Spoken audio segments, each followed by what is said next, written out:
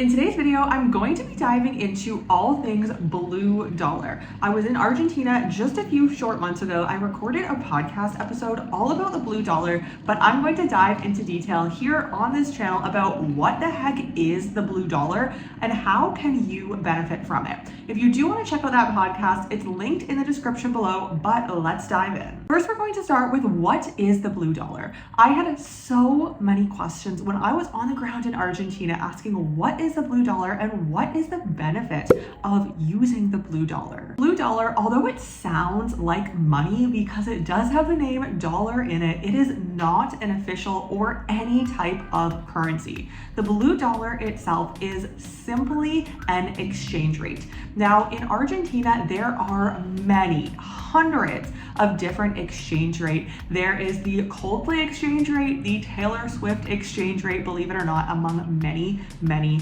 more. However, the blue dollar is what you likely know and what is most popular for foreigners to use. Blue dollar is simply an exchange rate. It is not a dollar that you will go and collect when you are in the country. However, you can absolutely, as a foreigner, still capitalize on the blue dollar and this amazing exchange rate. So what you're going to want to do in order to get the blue dollar exchange rate, you're going to want to ensure that you bring US dollars and only US dollars if you want to capitalize on the blue dollar rate into the country. Now, you're going to want to bring $100 bills if at all possible. You will by far get the best exchange rate on hundreds. If you bring 5, 10, 20s, or 50s, you will get a lower exchange rate than you would at the $100 bill exchange rate for the blue dollar. So this is important to keep in mind. Here on the ground in Argentina, you are not going to want to go to an official exchange house. Any official exchange house that you see while walking down the street will unfortunately not give you the blue dollar rate. How can you get this rate? Well, what you're going to want to do is you're going to want to find what they call in Spanish little trees. And if you go to any of the main streets or main walking streets, specifically in Buenos Aires, but also in other cities such as Cordoba or Mendoza, which are two large cities as well in Argentina that you can obtain the blue dollar. However, it is a little bit trickier since there are just less people offering this blue dollar rate. But if you're in Buenos Aires, you are set. There are so many people, especially on the central walking street, where you can obtain the blue dollar from. When you're walking down any of the popular walking streets, you're going to hear a lot of cambio, which simply means change in Spanish. So these people are then going to take you into their business, which usually is inside the shops. They are not going to change it on the street for you. They will take you there, and somebody who's working at the booth there will then show you what the exchange rate is and will take your US dollars and give you back Argentine pesos. Now, the blue dollar rate is always changing, and this is so important to note. In this video, I'm not going to be telling you what the blue dollar rate is now because what it is today and what it is 2 days from now will be different rates, which is just wild. But as it stands right now, you can likely get anywhere from 200% of what you gave in USD back in the local Argentinian currency.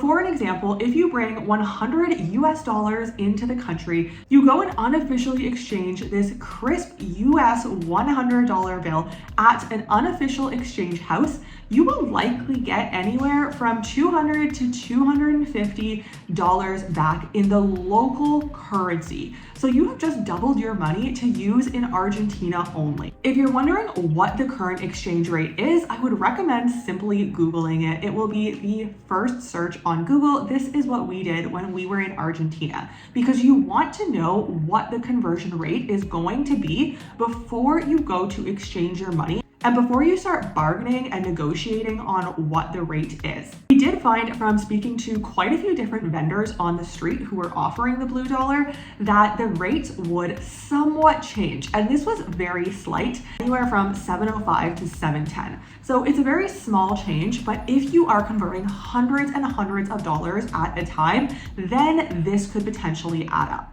Another common question that I got asked was, what about if I use my credit card? Personally, when I was in Argentina, used my credit card for food delivery specifically, and I wasn't sure what this exchange rate was going to be, since I wasn't using cash and therefore I wasn't getting the blue dollar rate. However, you are in luck. If you are using your card, there's something called the MEP rate in Argentina. Now, this rate is slightly lower than what you would get for the blue dollar rate, so it's still not as great of a conversion. However, if you are using your card and it is a foreign card, you will still obtain a slight discount. So as an example, I logged into my credit card statement and I could see anything that I purchased in Argentina on my foreign credit card, that all of those purchases were converted into Argentinian pesos, put onto my card in full, and then I got a refund for about 35 to 40% of that purchase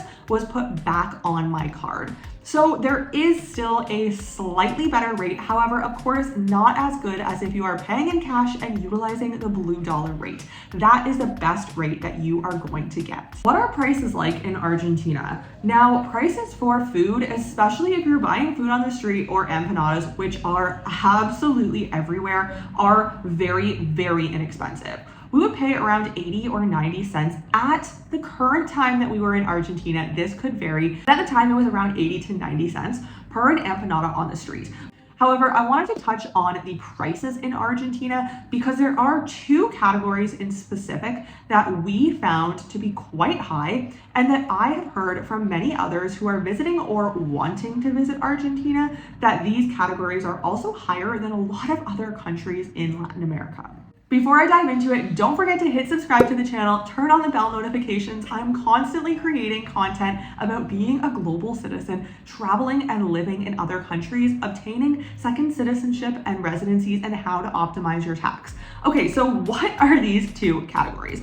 Now, the first one I'm going to touch on is clothing. Clothing was extremely expensive, but what most of the locals will do is they will not buy clothing in Argentina. Now, the reason clothing is ridiculously pricey because their currency is always changing. So when they're pricing something, they essentially have to price it at what it would be priced in 3 to 4 weeks time so that they can still make money on that product, which makes sense in the current economy of Argentina. However, if you are a consumer, I would highly recommend Chile if you are looking to shop. But what is the second category? The second category that is pretty pricey is housing. Now, I can only speak from an Airbnb standpoint. I have not had a rental accommodation in Argentina, but from a visitor, a tourist perspective of wanting to rent an Airbnb, it is extremely costly. So we paid between $1,200 to $1,700 for a 1-bedroom. It was not big, but it was not small, with a kitchen and a bathroom in the center of Buenos Aires. So this was in the financial center,